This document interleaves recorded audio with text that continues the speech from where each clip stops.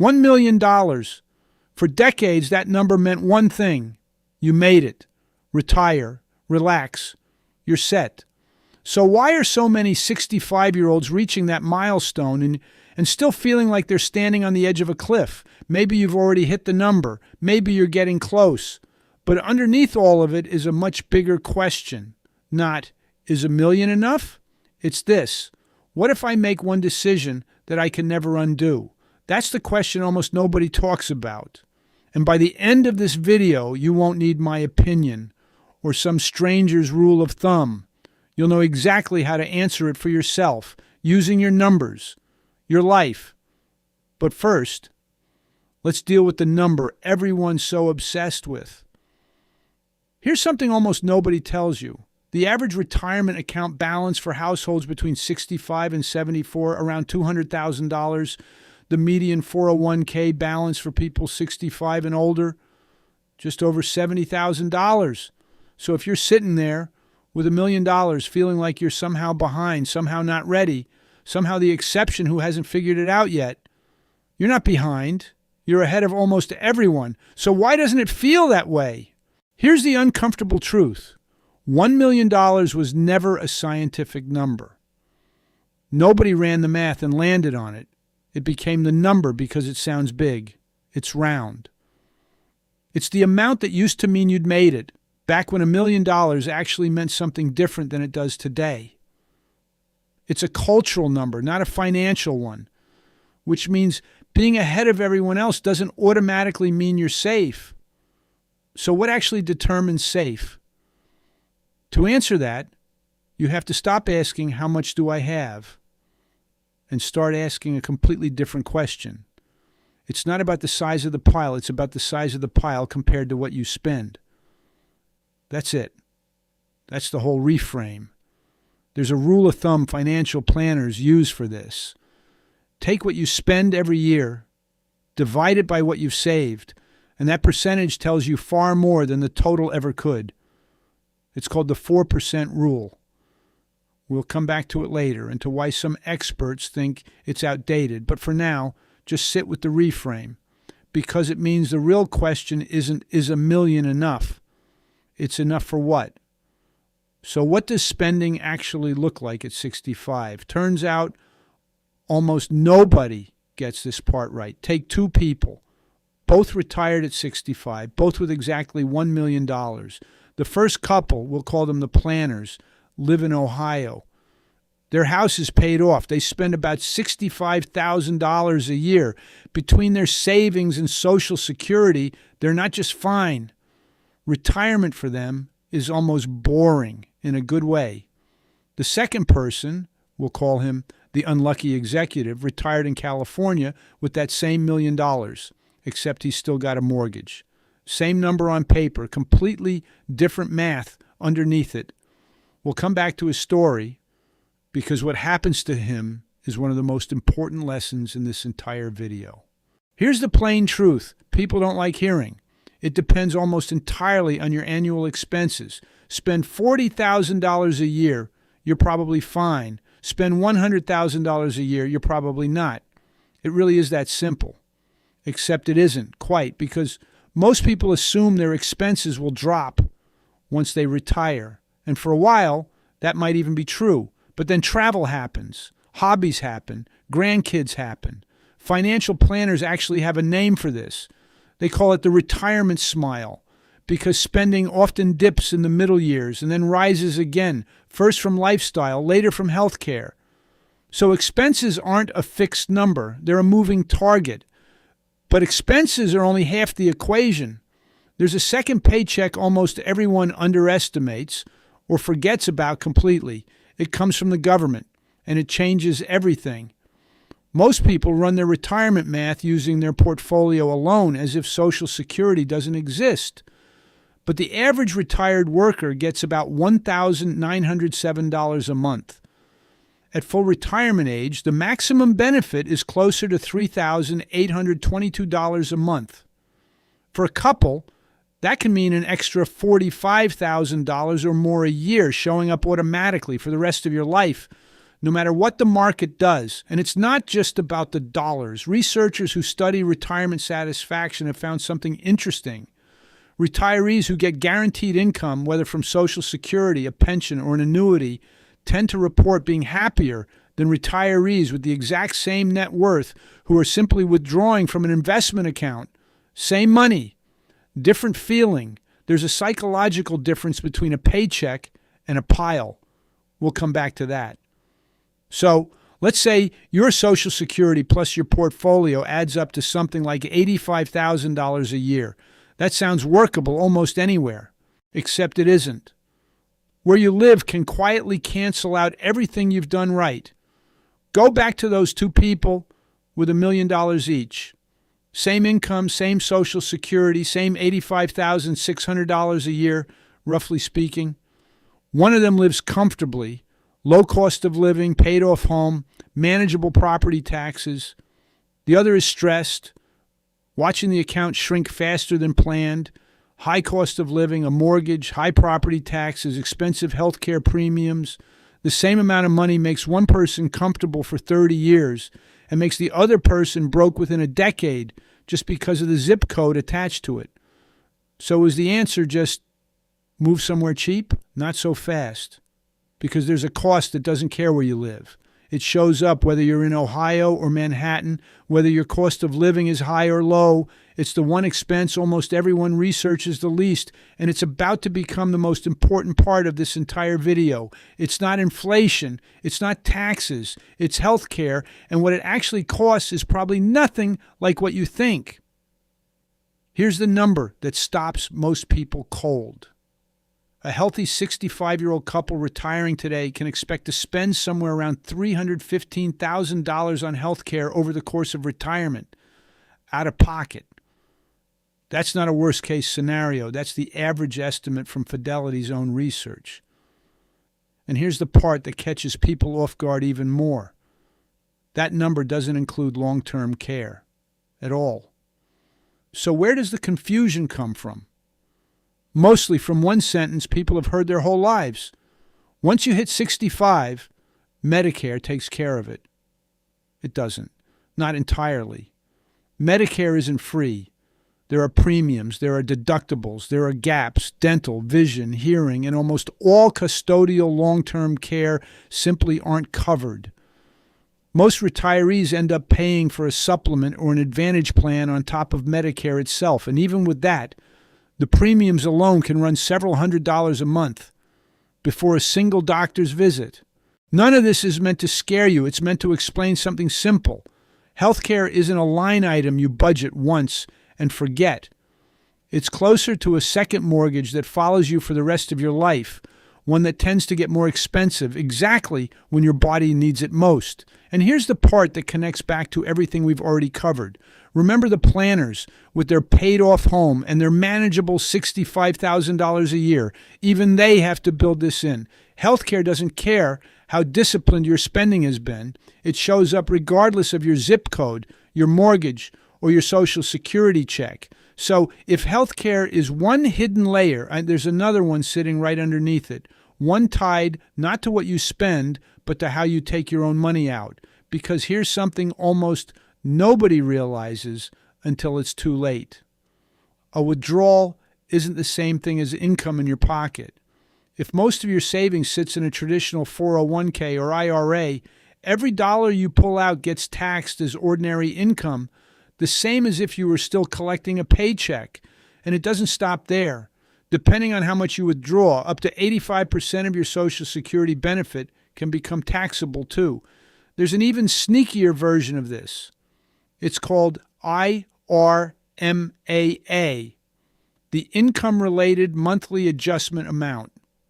In plain English, if you take a large withdrawal in 1 year, say to pay for a new roof or help a grandchild with tuition, Medicare looks back at that year's income and can raise your premiums the following year. Not a fine, not a penalty on paper, just a quiet increase that catches people completely off guard because nobody told them the two systems were connected.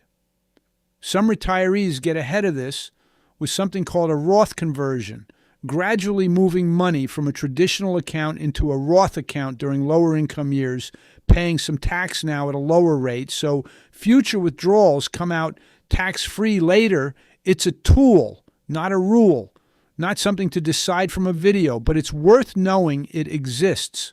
So by now, the picture has gotten a lot more complicated than $1 million, yes or no. We've covered spending, income, location, healthcare, taxes, 5 moving parts all interacting with each other. And all of that assumes one more thing, that the market cooperates. It doesn't always. This is where timing, not math, can quietly make or break an entire retirement. And there's one retiree whose story shows exactly how. We met him briefly already. The unlucky executive. Same $1 million as the planners. Completely different outcome. Here's what actually happened to him. He retired in 2021. Mortgage still attached to the house, portfolio right around $1 million. Then 2022 happened. The market dropped. And because he needed income to live on, he was forced to sell shares at exactly the wrong moment, locking in losses he never would have taken if he'd retired 3 years earlier or 3 years later. Then, almost as if the timing wanted to prove a point, a major medical event drained another $50,000 he hadn't planned for, same starting number as the planners. Nearly the opposite result. This is what financial planners call sequence of returns risk, and it's one of the least understood ideas in all of retirement planning. It's not the average return over 30 years that decides your fate. It's what happens in the first few years while you're actively withdrawing from a pile that hasn't had time to recover yet. Think of it like pulling blocks from a Jenga tower. Do it when the tower is stable, and it barely matters. Do it when the tower is already shaky, and one wrong pull brings the whole thing down. History backs this up in an almost unsettling way. Retire right before 2000 or right before 2008, and your 30-year outcome looks dramatically worse than someone with the identical portfolio who happened to retire in 2003 or 2009 years later after the worst had already passed. Same discipline, same savings, same $1 million, different luck. So money problems, it turns out, are usually solvable with a plan. Spending, income, location, healthcare, taxes, timing, all of it can be modeled, adjusted, and managed.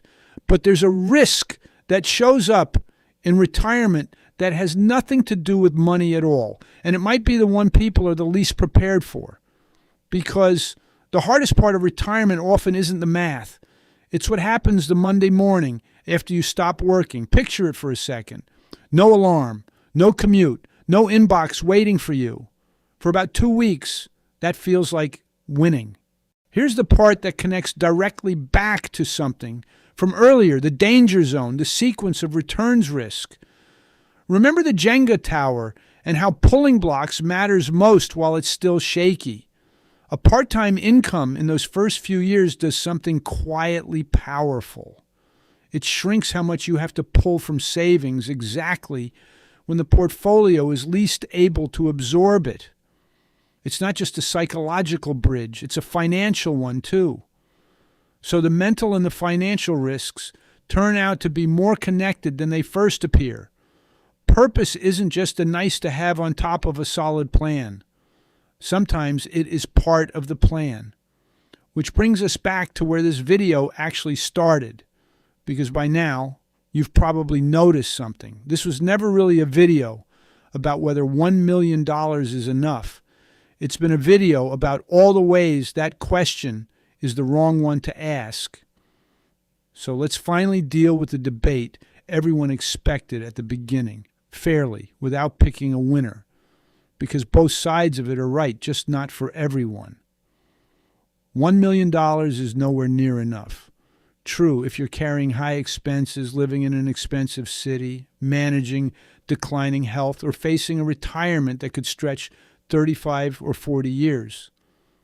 For that person, $1 million can run out, and no amount of optimism changes that. $1 million is plenty.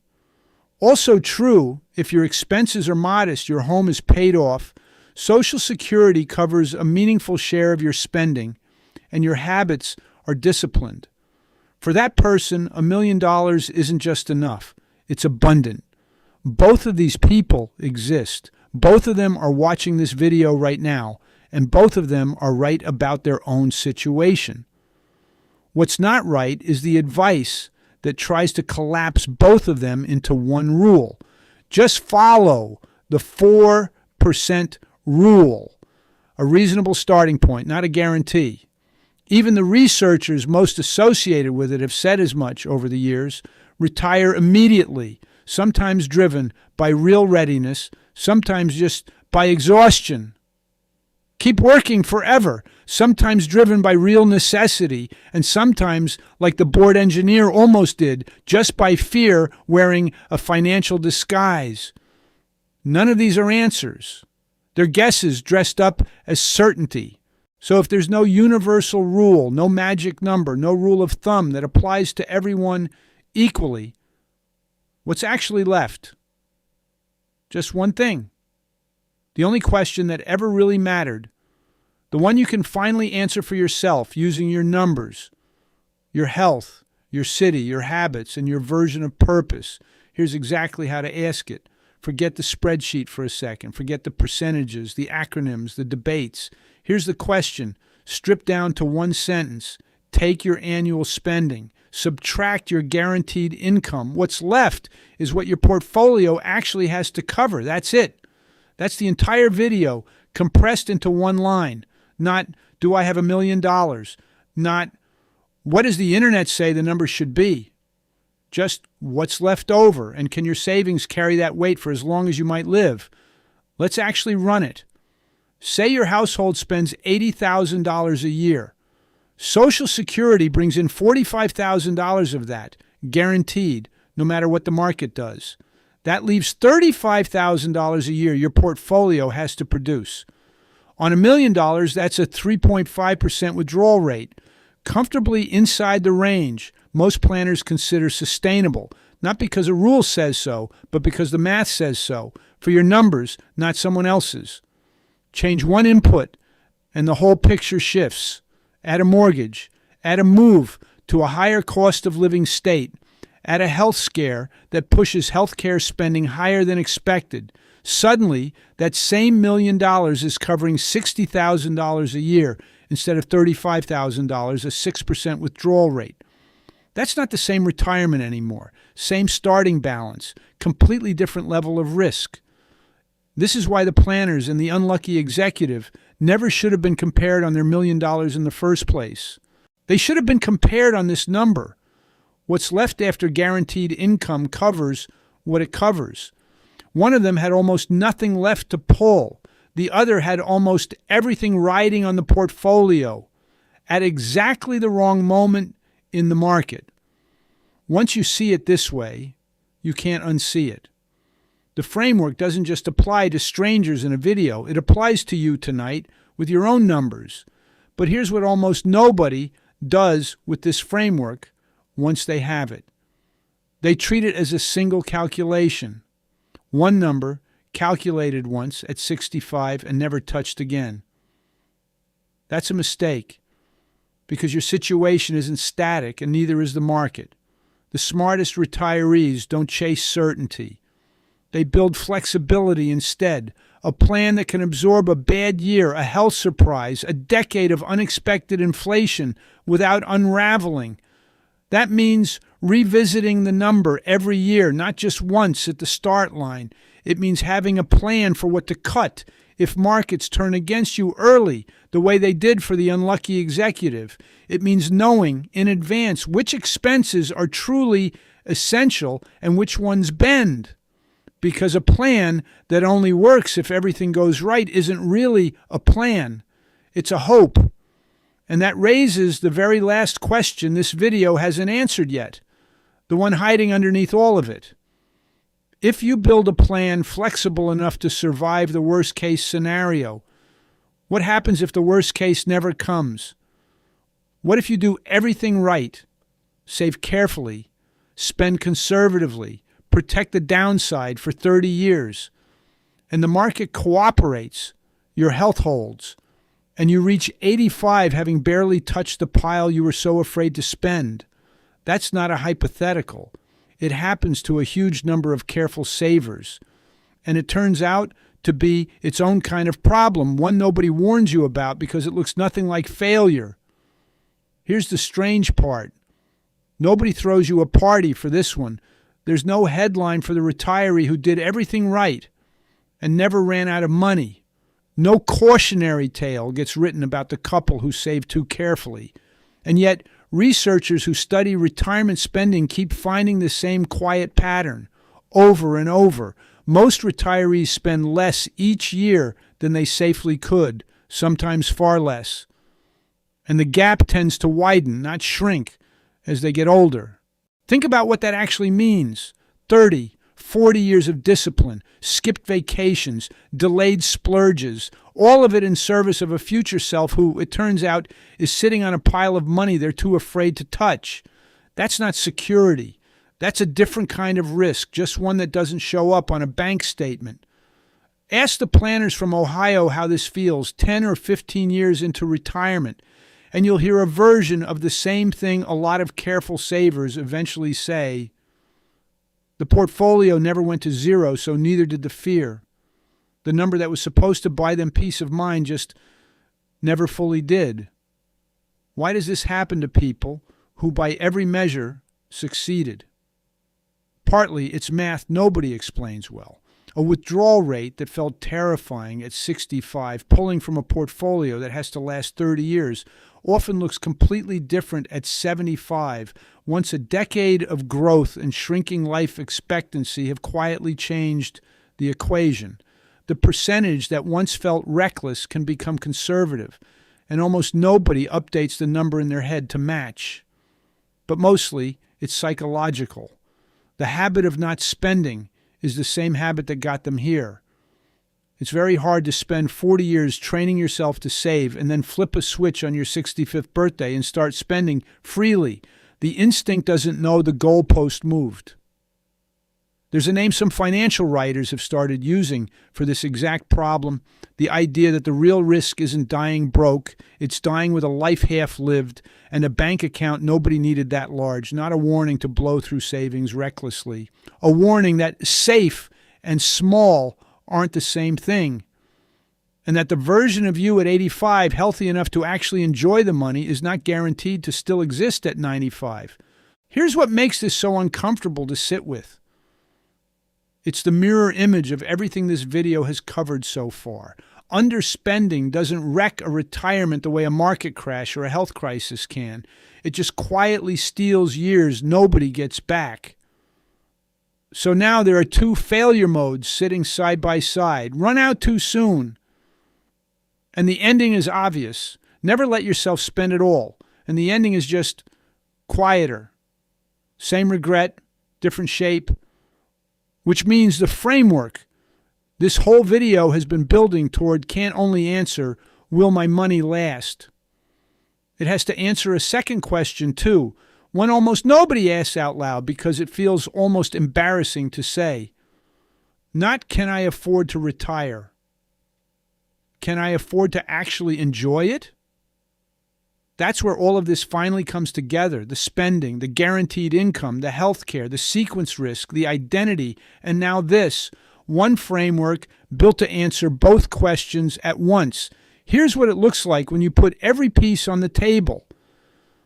So here it is, not a number, a framework. Take your annual spending, subtract your guaranteed income, Social Security, a pension, an annuity, whatever's locked in, no matter what the market does.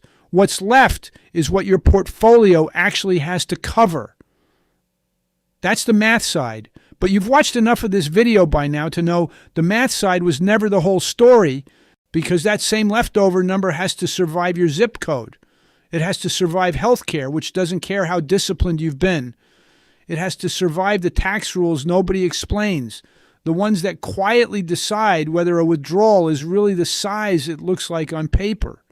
It has to survive the first few years, the shaky Jenga tower, without being forced into decisions a stable market never would have asked of you.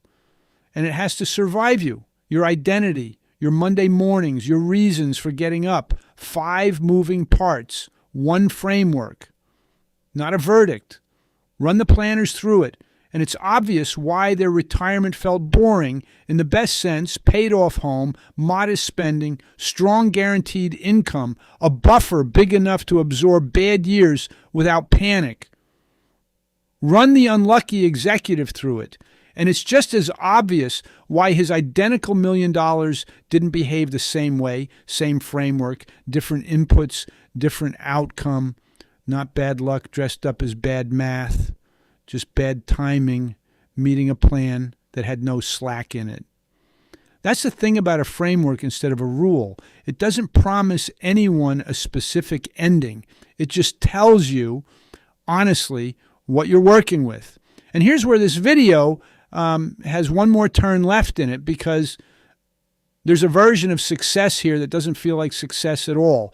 Some of the people who use this exact framework, who do everything right with it, end up in a strange position at 85.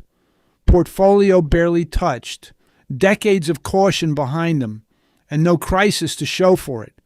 No headline, no cautionary tale, just a pile of money and a stack of trips never taken.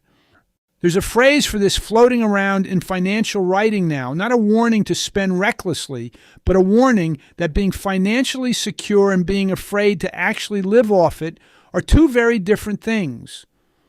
Die with zero, some call it, only half joking. The point isn't the number at the end, it's whether the years in between actually got lived, which means the framework you just built doesn't only answer, will my money last?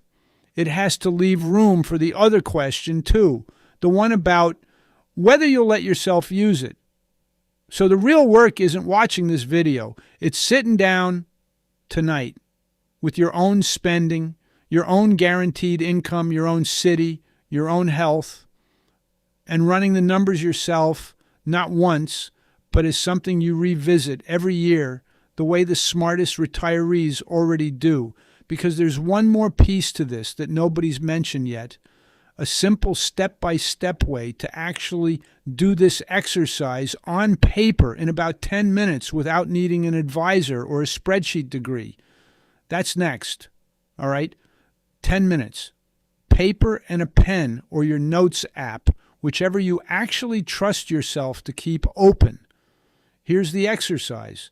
Step 1, write down what you actually spend in a year, not what you think you should spend, not a rounded guess. Pull up a bank statement if you have to. Rent or mortgage, insurance, groceries, travel, the stuff that feels optional but never quite goes away. Add it up. That's your real number, not your hoped-for one. Step 2, write down your guaranteed income, Social Security, a pension if you have one, an annuity payment if you have one, anything that shows up whether the market goes up or down. Add that up too. Step 3, and this is the whole video, distilled into subtraction. Take step 1, subtract step 2. Whatever's left is the number your portfolio actually has to produce every year for as long as you're around to need it. That's your real withdrawal number, not a percentage from an article. Yours. Step 4, divide that number by your total savings. That percentage, 3%, 4%, 6%, whatever it comes out to, tells you more about your retirement than your account balance ever could. Remember the planners and the unlucky executives, same $1 million, wildly different percentages. That's the whole reason their stories went in opposite directions. Step 5, stress test it gently. Ask yourself 3 questions. If healthcare costs jumped $10,000 in a single year, could the plan absorb it? If the market dropped 20% in your first 2 years of retirement, would you be forced to sell at the worst possible moment the way the unlucky executive was? And if you never had to touch a dollar you were afraid to spend, would you actually let yourself enjoy it, or would you keep guarding a number long after the danger had passed? Step 6, Write down one thing you'd cut if things got tight, and one thing you'd never cut no matter what. Knowing the difference in advance is what turns a bad year into an inconvenience instead of a crisis. Step 7, the one almost nobody does. Put a date on your calendar 1 year from today to run this exact exercise again. Not because you did it wrong the first time, because your life won't stay still, and neither should the plan. That's it. 7 steps, 10 minutes. No advisor required, though nothing here replaces one if your situation is complicated. This is a starting point, not a replacement for professional advice tailored to your specific numbers. Here's what's actually happened over the course of this video, if you step back and look at it. You didn't get a verdict. You got something better, a way of thinking that works, no matter what your numbers say, this year or 10 years from now. The planners, the unlucky executive, the board engineer, they were never really strangers in a story. They were versions of the same question asked with different inputs. Your version is the only one that actually matters. $1 million was never the answer. It was just a number loud enough to get your attention. The real answer was underneath it the whole time: spending, income, location, health, timing, purpose, waiting for someone to actually sit down and do the math on their own life instead of borrowing someone else's rule of thumb. So here's where this leaves you. Not with certainty. Nobody can hand you that, and anyone who tries is selling something. But with something more useful than certainty, a plan you can trust because you're the one who built it. A final word before you go. If this video did anything, we hope it replaced fear with a framework, because a decision this big deserves more than a guess. And you deserve more than anxiety standing between you and a life you spent 40 years earning. So here's the question we're sitting with tonight. Long after this video ends, if money were never the obstacle, what would you actually do with the years you have left?